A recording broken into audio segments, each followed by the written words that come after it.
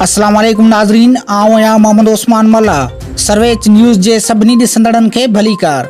Bulletin में शामिल कंदासीं हिन वक्त जी हिकु अहम ख़बर।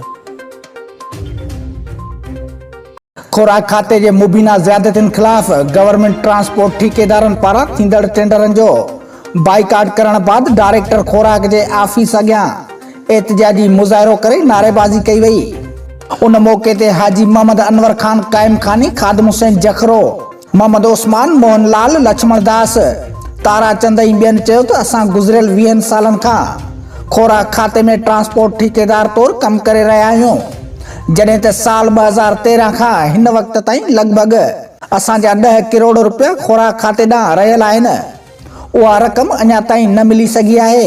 हुननि चयो त फाइनेंस खाते पारां रक़म जारी कई वई आहे, पर खुराक खाते पारां ठेकेदारनि खे कूड़ा दिलासा ॾेई रुलायो पियो वञे, जॾहिं त हिन भेरे करप्शन करण लाइ गैर कानूनी शर्त रखिया विया आहिनि, जंहिं मूजिबि उन ठेकेदार खे ठीको ॾिनो वेंदो जंहिंजे अकाउंट में घटि में घटि 1.5 करोड़ रुपया हुजे, जेका सरासर ज़्यादती आहे। 50,000 रुपयनि जो कमु कंदड़ ठेकेदार 1.5 करोड़ रुपया किथां आणींदो, जंहिं करे को असली ठेकेदार ठीको हासिल नथो करे सघे।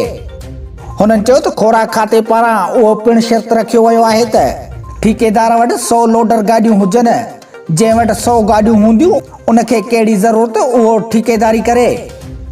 हिकु साज़िश तहत मनपसंद माण्हू या कंपनी खे ठीका ॾियण लाइ अहिड़ा गैर कानूनी शर्त रखिया विया आहिनि। जॾहिं त हिन वक़्तु कणिक जो फसल लही चुको आहे, पर खुराक खाते जे नाअहली सबबि उहा कणिक अञा ताईं ज़मीननि में पयल आहे।